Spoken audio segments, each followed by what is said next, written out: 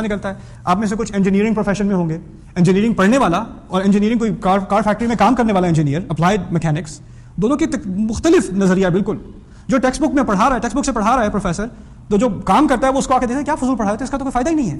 اصل جب کام کرنے کا ہوتا ہے تو ان 3 چیپٹرز کا تو کوئی فائدہ نہیں, آگے چوتھے چیپٹر سے بات شروع کرو. یہ اپلائیڈ ہے نا. یہ تو یہاں پر جو آپ کو سکھا رہا ہے وہ صرف تھیوری نہیں سکھا رہا, وہ اپلائیڈ سکھا رہا ہے.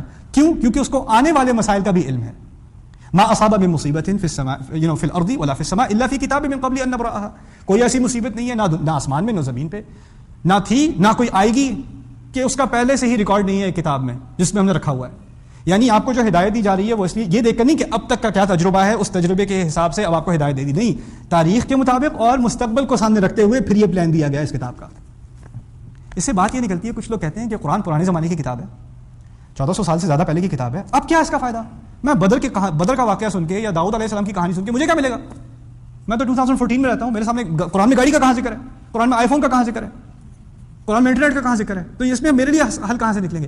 قرآن کی جو بات بتائی جا رہی ہے ہدایت کے بارے میں, کہاں سے آ رہی ہے؟ یہ ہدایت اس ہستی سے آ رہی ہے جس کو تاریخ کا بھی علم ہے اور مستقبل کا بھی علم ہے, اور اس کو تمام کو سامنے رکھتے ہوئے یہ کتاب دی ہے. اس سے پہلے بھی کتابیں نازل ہوئی تھی کہ نہیں ہوئی تھی, لیکن ان کتابوں کی دو جو ہے وہ حدیں تھیں. ایک حد تھی کہ ایک خاص قوم کے لیے, وہی ہدایت